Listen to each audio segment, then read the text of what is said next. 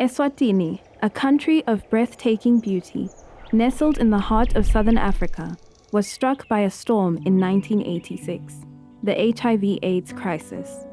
Families were torn apart. By the early 2000s, Eswatini had the highest HIV prevalence in the world.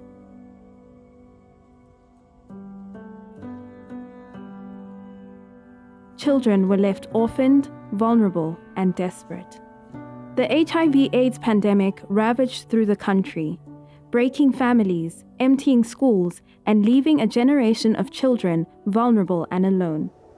Predictions of an orphan generation shook the world.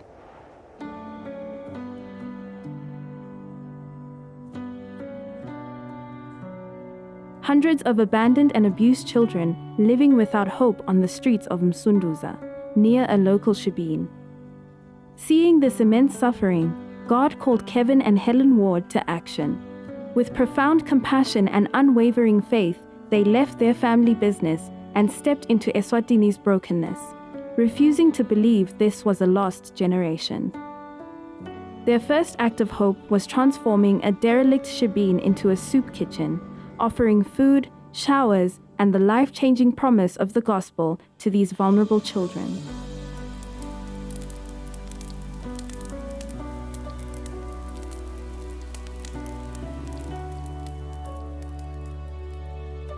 "14 out of the 15 children were HIV positive, with no family at home, no known extended relatives, and those that knew them refusing to take them in.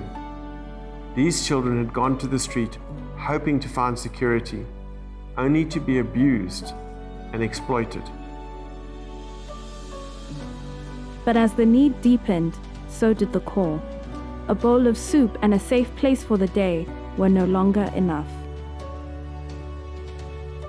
These children faced far more: HIV/AIDS, poverty, abuse, substance use, and abandonment.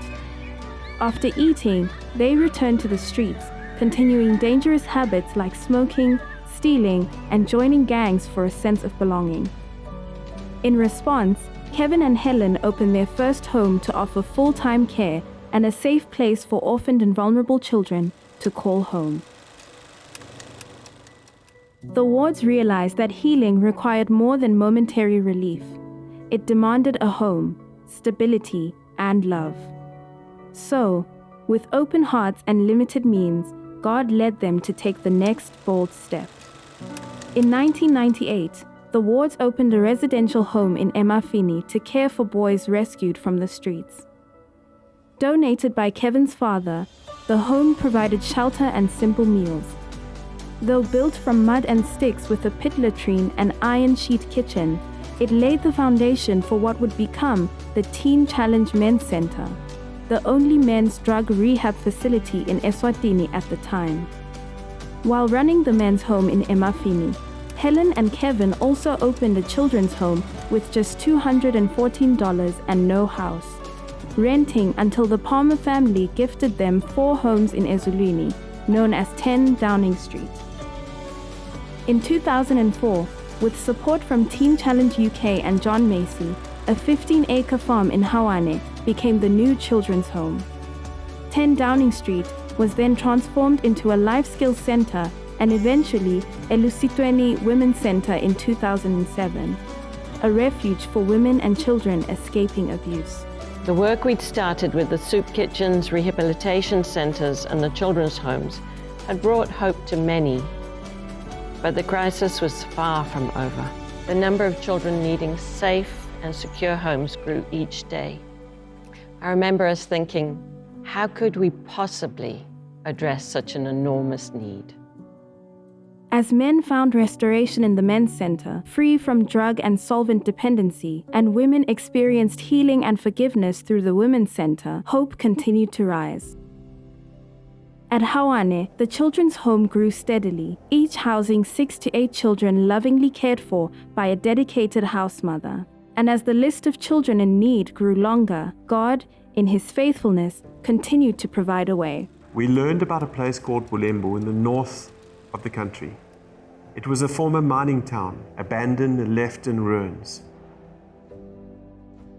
The story of Bulembu began with a single visit, a journey that sparked a bold vision to transform a forgotten town into a haven of hope, offering vulnerable children the safety and security they so desperately needed. With faith, compassion, and support in 2006 from local and global partners, transformation of an abandoned town into a thriving orphan care community began. Homes, schools, and clinics were established to offer safety, love, and hope. Bulembu became home to over 300 orphaned and vulnerable children, raised in nurturing family-style care. Each child came with a story of loss, but in Bulembu, they found healing, belonging, and a chance to thrive. Following the successful establishment of the Bulembu Ministry in 2006, 9 years after the birth of Challenge Ministries, God stirred once again in the hearts of Kevin and Helen, leading them to extend His work through the founding of Potter's Wheel Church in Mbabane, the nation's capital. Potter's Wheel began with the humblest of beginnings, a small gathering in the Cooper Center, yet it carried a divine calling. From those early days, the church journeyed to the Emafini Conference Center, and today welcomes up to 1,800 worshippers per Sunday. Its mission is both profound and beautifully simple: to know God, to be His people, to value others, and to change our world, all anchored in the timeless virtues of faith, hope, and love. Potter's Wheel has since grown into a vibrant spiritual home for many across Eswatini, offering a wide range of ministries that respond to both spiritual and societal needs. This ever-growing impact became the foundation for a broader, God-given vision to reach the most vulnerable, restore the broken, and bring lasting transformation to communities in need. Building on the momentum of Bulembu's growth and the flourishing of Potter's Wheel Church, God gave Kevin an even greater vision: to reach Eswatini's most rural and devastated areas. This vision took root through the planting of churches in underserved communities, establishing the in-community, by-community model, where the church becomes the center of life and transformation in each community it serves. An ICBC site comprises a church, pastor's home, preschool, care team, and a sustainability project. These centers provide nutritious meals for children, farming support for families, and food distribution to combat hunger, offering hope and care to orphan and vulnerable children within their own communities. Through the steadfast support of faithful partners, a strong network of ICBC church plants has been established, with each one acting as a beacon of hope in its community. With hearts set on the future, the vision remains bold: to plant a total of 60 ICBCs across Eswatini by 2030. With the ICBC vision flourishing, Bulembu has begun the sacred work of reunifying children with their families, placing the church at the heart of this beautiful restoration. The idea of reintegration was first considered in 2019, but only came to fruition with the introduction of Bubele Care in December of 2023, after careful consideration and thorough research into the best practices for safely reintegrating children into their families.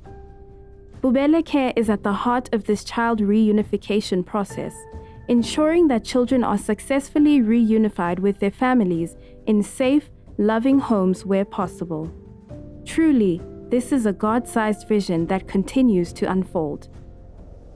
From the men's program have emerged remarkable young men of strength and integrity, now serving as pillars within their communities. At the Women's Center, countless women have rediscovered their worth and walked boldly into their purpose. In the heart of Mbabane, Potter's Wheel continues to disciple and raise up leaders of character, rooted in Christ and ready to influence the nation.